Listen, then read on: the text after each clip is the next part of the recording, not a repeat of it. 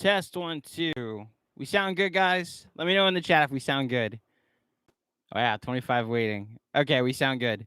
Hello, everybody, and welcome to our pregame show here on Knicks Film School. Knicks Hawks Game 5, hoping to extend their season at least past tonight. Let's start there. Let's just get past tonight, one game at a time. For those who are not aware, or you probably are aware that I'm not John Macri, he is at Game 5 tonight. So if you're there, embarrass him, ask for a picture. Now, I actually don't know what the proper etiquette is if he would like to have a picture taken with him. Take a picture of John and then post it on Twitter, like from far away. That's at least funny. And if he gets mad at me, then oh well. Don't be as big a deal as you are, John. I want to start by plugging something, if that's okay. You know me, super producer. I'm always gonna think about what up, CT Pittman. I see you in the chat. I gotta be honest. I've felt somewhat defeated. Not to say that Harry Donor in the super chat. Let me just give you the credit now. Man, I'm just begging you, ask a question. I know you did the last game of the season. It was very generous. Literally, ask me anything. My social. You've been generous. You might have earned it, but still, just ask any question, Harry. I promise you I'll answer it. I need to plug something because I've been pretty defeated the last couple of days. The Hawks are as good as I thought they were, as most of you know. I was afraid of them and wanted Miami going into the series, and the worst case scenario has kind of happened. Adam Kudamati, he created a promo video with Knicks highlights over the Avengers Endgame trailer. And I don't think I could be more hype for this game right now. I just retweeted it. Go check it out as soon as the stream is over. If you want, I'll even say it is 2 minutes long. Go watch it and come back. Man, if there's one way to get me hype for something, it's to put the Avengers into it. What up, Chip Murphy? Man, I'm telling you, it will. If you're feeling nervous about this game, if you're feeling tentative about this game because of how the series has mostly gone, go check out that video. Shout out to, let me get his name correct. I'm going to get his name wrong because I have this Bill Simmons mispronunciation, dyslexia sometimes. Adam Kudamati. That's close, at least. I'm going phonetically how it's spelled. And he goes, whatever it takes. And I just watched it to get ready for this. And I'm telling you, man, it is so good. Please go watch it. So, as I mentioned, John is not here. He's at the game. So, hold on, I'll get to the chat in just a second. I want to kind of just to interact with the chat tonight because there's nothing I can tell you that's going to change what the circumstances are. We know what needs to happen. The Knicks need to win. Extend your season at least one more game. I don't know how else to put it. The things have been going wrong this series. They need to shoot better. Randall needs to play better. They need to not allow these 9-0, 22-3 runs by the Hawks. They need to close out on shooters. It's interesting. They apparently still have like one of the better net ratings in the playoffs, which I think is a little misleading, or I guess defensive ratings in the playoffs, which is misleading. I just focus on winning tonight. That's all I can say. There is we can point to the RJ Barrett ball bouncing off his shoulder as a potential, what's it called? The what if, the sliding doors thing that Simmons always talks about. Regardless, there's a big what if RJ Barrett just turns around, this series is 2-2. And then what are we talking about going into Game 5? I think there's some pride in this team that they will play their best basketball, like Julia spoke about it yesterday, and they'll be going into Game 6 on Friday with just one task at hand: win one road game. This team won a bunch of big road games this season. Win one big road game, and we're looking at Game 7 at the Garden on Sunday, which, hello. Okay, from Junkheart Athens, thank you for your contribution. Andrew, please hang the hoodie inside out. I'm sure it'll work. Jim from Greece, let's fucking go Knicks. Listen, here's what I'll say. My stroke of good luck. You guys know I love to wear my Mets hat when I'm on these streams or when I'm doing a YouTube video for Knicks Film School. What I'm wearing now is a very old school Knicks hat that I found because I didn't want to wear nothing Knicks to this stream. So my hope for good luck is this. But also, for those of you that follow me on Twitter at @AndrewJClaudio_, you've probably picked up on this reverse jinx that has started to happen with anything I say. Even last night, I go to heckle Austin Rivers because he had Dame hit one in his face, and then he hits 2 big threes in the overtimes. So anything I say, the opposite will happen. Well, I kind of said Hawks in 6, so the opposite is probably bound to happen. Reverse jinx Claudio. If this happens, the Knicks are not going anywhere. They're not getting Dame. Kawhi's not going to opt out. No, let's see if the reverse jinx works again. All right, I wanted to interact with the chat tonight. Shout out Rich McLeod, newest member of Knicks Film School. Hey, buddy. Trae Young shoots 34% from 3. Why are we scrambling over screens and letting him go into the paint? Xavier, that is a very fair observation. I thought it was interesting when they've asked Tibbs, like, why aren't you attacking Trae more on defense? And like wearing him out is the option, is the solution to how you beat the Hawks. I actually think, like, as weird as this is gonna sound, they've done a decent job of trying to attack him. Like, Bullock hit a bunch of threes in his face when they've had the opportunity to attack him. They're just not making shots. I think if the Knicks have hit the shots that they missed that they were making all season, the series looks a little different. As far as that is concerned, they actually were doing that in game 4. And then, the rest of the game happened. Trae did not shoot well in game 4. I think that's where having Taj in the starting lineup, who picks up on that and makes that adjustment to anchor the defense, will help fix that. Mr. Paz, if the series was 2-2, Capella wouldn't have been talking shit. Look, here's all I'm gonna say about Capella. Like, it's really easy to talk shit when you're up 3-1, and at a certain point, like, look, I've been listening to Locked On Hawks, just kind of prepare and like help with some notes for John and Jeremy for these pods, and just like, what's the Atlanta perspective on this?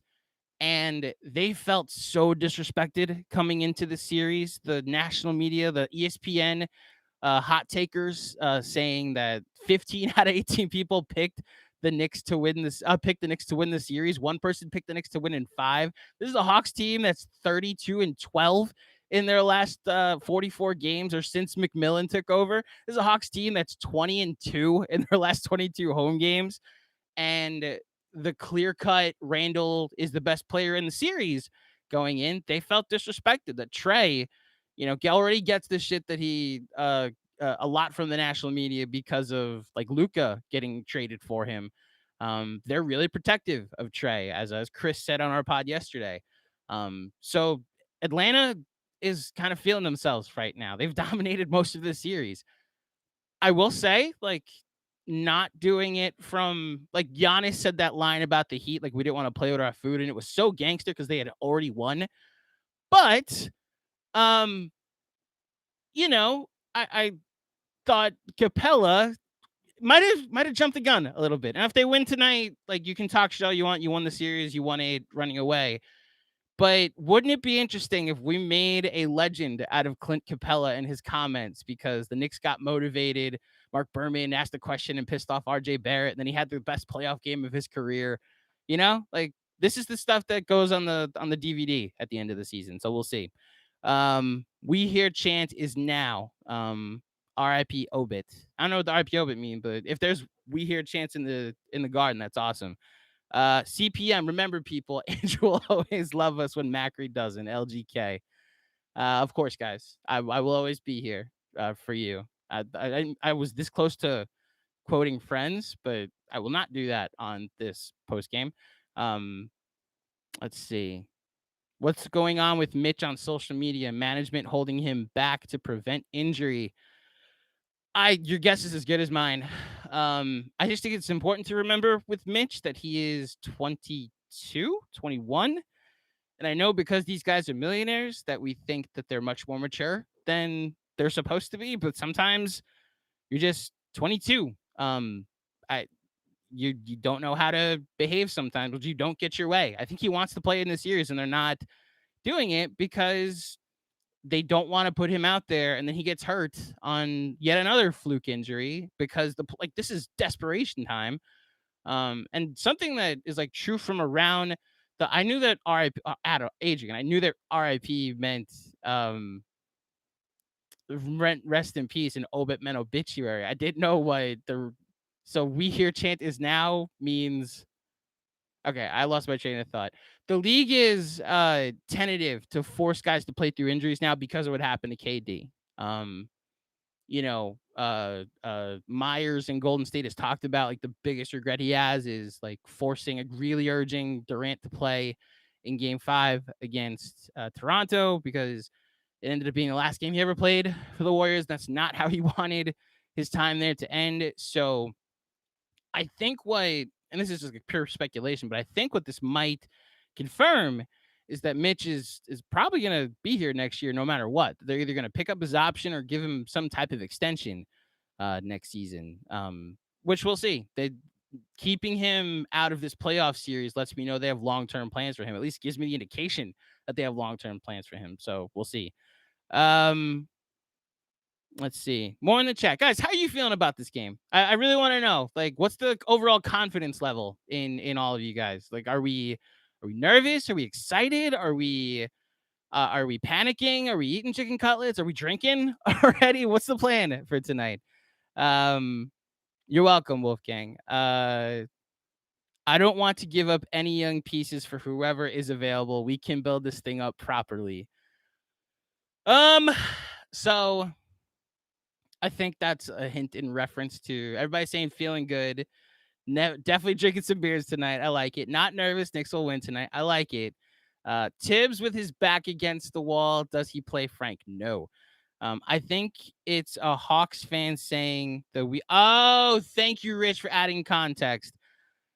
Talk your shit, man. You're up 3-1. I hope, because nothing bad has ever happened to an Atlanta team when they're up 3-1 or up 28-3, Okay, as far as wanting to build the right way, all I will say is that I put up a poll earlier today on Twitter that would you, if you were a Knicks fan, would you be okay parting with RJ if the Knicks decided like RJ Barrett's the centerpiece of a Dame Lillard trade? Pure speculation. I was in a group chat. I was arguing. And I just wanted to see what the general consensus was. Am I in the minority that I probably would part with RJ in a Dame trade? And like it's a toss up. I think the smarter thing is to hold on to him, just see what happens next summer in free agency, because there's going to be pieces available. There's going to be some whales out there. However, overwhelmingly, it's Dame. You have to part ways with him. It's Dame Lillard. And I think the side that I fall back on is like, no matter what happens, Leon and Wes and Aller have my trust, is what I will like. That's more my take on this. If they decide we're going super team hunting, then fine. Like, I trust that you guys will do it. And like the pieces you'll surround Julius and Dame Lillard with, that you'll find pieces in the margin that make it possible to do it. But like, if they decide like the better course of action is to, be patient, trust the process, stay the course, and just kind of improve year by year rather than the quick fix, that's there more than one way to build a championship contender, and maybe that's the way they do it instead. I can't I can't really talk rationally about Dame though, because last night was incredible, and I would imagine if that was happening in Madison Square Garden, that would be incredible. CPM, that's true. This front office can be trusted. Adrian, thank you for being a good sport. I've really hated how like vile some of the trash talk has been. He's clearly an Atlanta fan. Talking smack is what the playoffs are all about. Like, all these incidents going around, these white men are dangerous. All these fan things that have happened in Boston, obviously in New York, both incidents in New York with both a Hawks fan and a Knicks fan. In Utah, in Philly, in Washington, all of these different things that have happened have really frustrated me, because like the fun part about sports is the chanting, the booing, the hostile environments, the sports hating of somebody. If Reggie Miller, if like we're going to Summer League this year, don't know. Well, I said it, so whatever. Like, we're going to Summer League this year. And if we happen to run into Reggie Miller, I like on principle have to say I hated you. Like, nice to meet you, Reggie, but I hate you. Like, it's like on principle, I have to do that. But like that, like I don't actually hate Reggie Miller. That's just like part of sports. It's part of rivalries that get built. These guys become villains. We create them, and then we've escaped into this world of sports that lets us sports hate people irrationally. I'm here to be a fanatic. It's when people decide like you're less than human and throw water bottles and popcorn and run on the court during a game that ruin it for the rest of us. So, yeah, Tom Romano, Reggie Miller was so much more disrespectful than Trey. The play, like there was so much more expectations than Trey. And I hate to say it, I think the most frustrating part about this for Knicks fans is that we started it. Trey just showed up for his first playoff game. We started chanting "fuck Trey Young" in the first quarter. He never played a game against Trey Young in the playoffs ever. At least with Reggie, he like got Starks ejected in one series, and then the next year had the incident with Spike, and then the 8 points in 4 seconds that he hit. Like he at least did some things before he became like this hated villain. Yes, Tom, I didn't like Trey Young, but I didn't have like a fuck Trey Young response. And when I heard the Garden chanting in game 1, it was like, oh, okay. So it's like that. Okay. Interesting.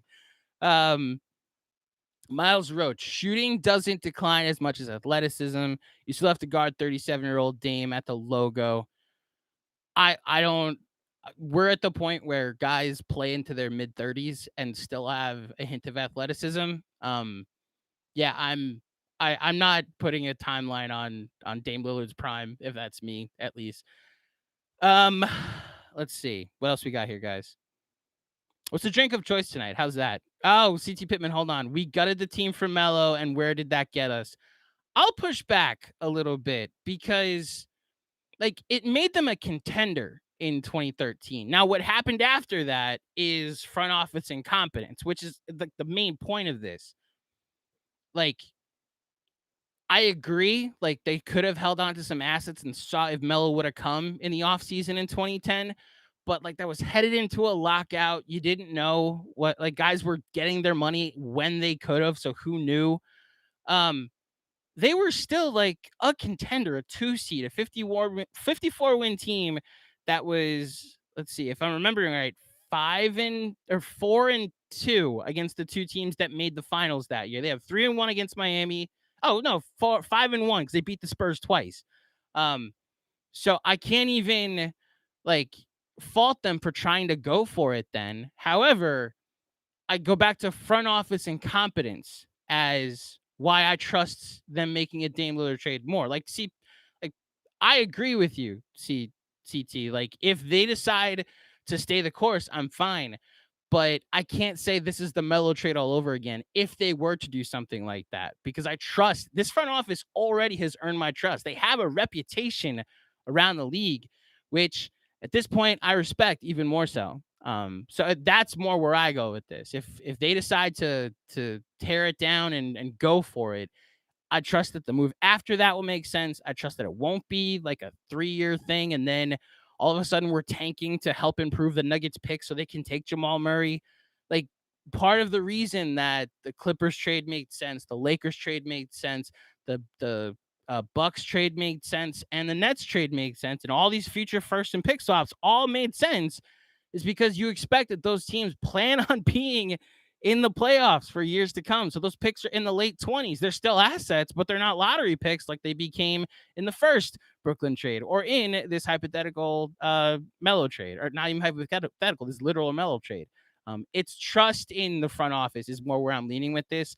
And look, I need to be clear. I don't want to trade RJ Barrett. I really don't. It's not like putting him on the market. We need to get rid of him. The point was more, I'm like, I can't say he's untouchable in a Dame Lillard trade, because like imagine if the reason that they're trading RJ Barrett for Dame is because Kawhi is coming. And then that's the team next year. Randall, Kawhi. Now Jeremy's probably going to watch this and be like, well, the cap. I don't care. Whatever. Imagine if that's the future, that the next super team is here in New York. Imagine that's what that whole exercise was. Bullshitting because I'm nervous for game 5. Jonas Plow, would you rather have Dame or Kawhi. Wow. Why did I double take? All right, so here I'll actually backtrack on this, because as much as I love Dame, Kawhi wouldn't cost me anything but money. So Kawhi, obviously. Although I do think Kawhi does take a lot of games off, and I really don't like. I know John said he thinks Tibbs would just like play ball because of if Kawhi wanted to take 20 games off. I think it would kill him inside, and then all of a sudden Tibbs is like missing a game because he's, having heart palpitations because Kawhi can't play because of load management. Um, Zeke Smith, Kawhi is younger, a wing, and proved to be an alpha on a title team. You're not wrong. I like Luis. Luis Santos has the right answer. How about both, man? Yeah, how about both? Don't make me choose. They're both great. I don't think there's a wrong answer. My point was more like Kawhi is not that same alpha that he was 2 years ago. He takes a lot of plays off on defense now. I think at his peak he can still get there, but like we'll see what happens the rest of this playoffs. We were a Luka back injury away from them getting bounced in the first round. So now that they've turned that series around and might go on a legitimate run without the Lakers in their way, we'll see what happens. Futternick, okay, but Knox at the 5 tonight, man. Poor Kevin Knox. That it really is frustrating. The more I look back at specifically that draft, I think Frank will be productive on whatever next team he's on. There will be, and I'm looking forward to like seeing him on that next team, because I just want to see if we're all right about him, that another team gives him a chance, and another team gives him a chance, and we were right. Like, oh look, he's a rotational piece on a good team. But Kevin Knox, like the consistent players after him that are all contributing to teams right now, even SGA, I'd rather have over him. CT Pittman, let me throw a wrench. What if they didn't want RJ but Mitch for Dame?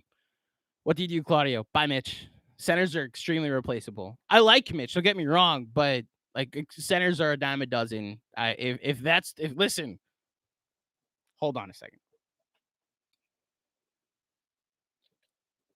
If Portland calls tomorrow and says, we don't want RJ Barrett, we don't want Emmanuel Quickly, we want Mitchell Robinson, I'll drive him myself. I'll even I'll post on Instagram for him that we're on our way to Portland, and it's gonna be awesome. Like, I'll drive him tomorrow. Bye, Mitch. I like your athleticism's great. Summer league was awesome. Enjoy Portland. I'm sure the weather on the West Coast is better. Well, probably not, because they it's like basically Boston, right? Yeah. Sorry, I'm out. Thoughts on Colin Sexton? I like him. I don't know what it would cost though. That's the only thing. Yeah, I'd have to do a little more research on Colin Sexton, to be honest. But the times that he's played the Knicks, he's looked really good. I think he has a really high upside on offense, and the Knicks currently don't have that from the point guard position. So we'll see. Okay, so let's get back to talking about tonight. What I want you guys to hit me up in the chat with is your final score predictions for tonight. Is anybody man enough to say the Hawks win? Is anybody going to say a blowout by the Knicks? I want you to throw, because let's just focus on tonight and not completely go full off season. I know I kind of started it. Oh my God, Matt S. Thoughts on how good Zion could be? I think he could be. Listen, there's your long game. If you want to talk about attracting a star here, it's Zion Williamson is the long game. Okay, I love it. Okay, 101-96 Knicks, 122-105 Knicks. I like some of the high scoring game from Fuddy and from CT Pittman. I like it. Okay, I like it. I think the Knicks are going to win tonight. I cannot think that this team, after everything that's happened this season and all the shit that's been talked in this series, is just going to go quietly into the night. I think being back at home will help. Having their backs against the wall will bring the best out of them. Yeah, Mike, 32 for Randall has 32. I'm all for like the Julius pick me up game so that people don't think he's not worthy of the max anymore, or at least an extension anymore for the next 2 days. I think they're going to win. OT for sure. Burks explosion incoming. Sleepless Clay. Why would you wish that on any of us? Can we not? I do not want to watch an overtime game. I really don't want to watch an overtime game. My nerves bad. And then I have to do the post game here. I don't want to be a nervous wreck on this podcast after. Bench needs Rose. So like people have talked about the adjustments that you could make in attacking Trey. And I've wondered if the simple fix, because I don't want to hear that. I admit Derrick Rose with the bench helped and was better, but like the bench was fine in both the first and second game. He came out with the second unit for the second quarter. They just swapped when he started in the first quarter because he wasn't coming in 4 minutes in. He was taking a rest with 4 minutes left. And they've been winning. They were winning at the end of the first quarter of game 1, and they were like right there at the end of the first quarter of game 2. I'm not at the point where like it didn't work switching Derrick Rose, like, man, upgrading over what we had at point guard, because the second unit has looked fine with Rose in the game. It's when the starters come back at the end of the second and that stretch at the end of the third that's killed them the last 2 games. That's why the Knicks are down 3-1 in this series. It's not because Derrick Rose needs to play with the bench. It's because the starters that he plays with haven't been as good, and because guys in the starting lineup aren't hitting shots, which is why I wonder if the actual adjustment that should be made is Burks in the starting lineup for Bullock, a guy that actually has like dribble moves and a one-on-one ISO game that can attack Trae Young, so he can't just hide on a catch and shoot player like Reggie Bullock. Like this is all like moot because we saw what the starting lineup is tonight. But if I'm gonna second guess anything, that's the move I actually thought could make sense, is taking more advantage of ISO players so that Trae can't hide on defense. Again, doesn't matter, so we'll see. Okay, we did like a solid 26 minutes. I'll stay on for a little bit more before we wrap up. Answer a couple more questions. Yeah, Rich, I can't do both. I can't do OT both for my personal anxiety and for the recap in the morning. He's been killing it, by the way. I appreciate that. LDS, we're going to get a lot more Burks and Quickly over Burks in the second half. I'd like to see something from Quickly after game 1. I think IQ comes to the listen. I hope IQ comes to the party tonight. It's if he doesn't, then he won't come to another party until October. So, man. Greetings from Luxembourg. Your shows make it easier for me to finish my thesis. Man. Tim, God bless you, man. What are you studying? Like, yeah, let me know. Matt S, thank you for subscribing. When I was like struggling to find like a gig in this industry, I thought about going back to grad school or going back for grad school. And every single person that told me to that I asked advice, like, should I pursue like strategic communication? Should that be like journalism? What should I do? Every single person said it's the most miserable time of your life. I would very much like for you to not experience this. If you cannot do it, don't do it. Like, go get a different job if the option is grad school or something else. Architecture. Are you like gonna teach architecture? Or is this are you Ted Mosby and you're gonna build a skyscraper one day? Because I don't know why I'm so much more interested in this now. Adrian, I picked the Hawks. Yes, I'm worried about the Knicks tonight. I'm terrified of the Hawks. I was watching your team all throughout the month of April and May, rooting against you because I was hoping the Knicks could move up in the standings. And guess what? You guys never lost. So yeah, I'm afraid of the Hawks. But I think you're gonna lose tonight. So we'll see. It sucks. I just finished my MBA Constant Pain. Listen, shout out to any of you that went to college and finished and then decided, you know what? More college is the option. You're so much better and smarter than me, and I appreciate your hard work and I respect your hard work because I don't know how you guys did it. We need the We Want Frank going at MSG at the Garden. Frank is the only player on this team who can guard Trae. Start Frank. We want Frank. I really don't look. Frank is good. Don't get me wrong. He's a great defender too. And there's like a ton of tape on this. Fine, sure. Like at this point, we could say that, and then it won't matter because Tibbs isn't going to play him. And then he's going to go to another team, probably in the not too distant future. Yeah, like if you want to chant "We want Frank" and then he doesn't get in, that's an interesting way for this season, this actual season to end. That we were chanting for Frank Ntilikina going into the postseason. as the season ended, I should say. Randall got so much hate after his first season in New York. He got most improved player the following season. I know he's going to use all this fuel for next season.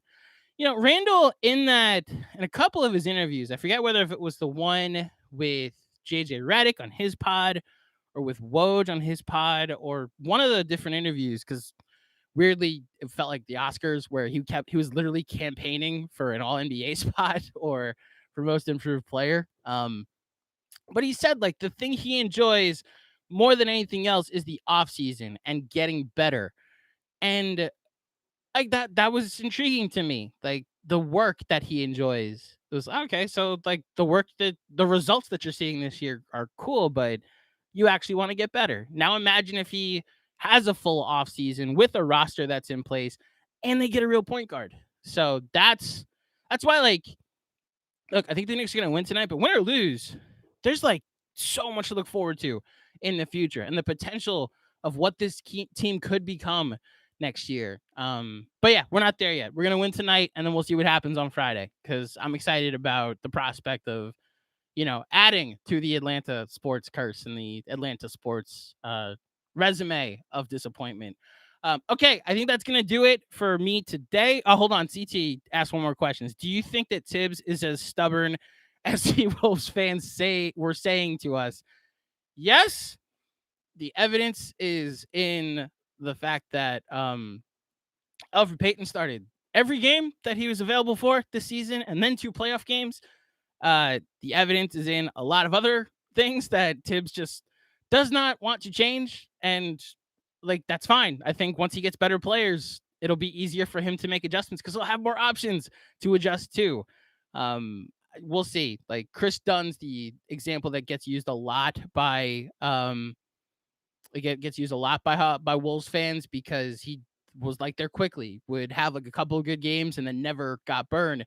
The rest of the go like weeks getting like 12 minutes a game when Wolves fans wanted to see him over Jeff Teague.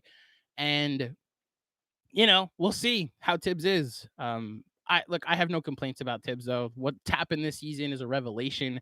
And the fact that we're sitting here worried about a game 5 with a chance to, face a potentially hobbled Embiid in the second round, if we can make some history tonight, man,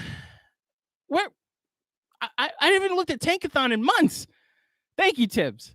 As stubborn as you can be sometimes. Thank you, Tibbs. And I'm already mad that you're not going to win Coach of the Year because you deserve it. Okay. Last one. This is actually a question for a producer.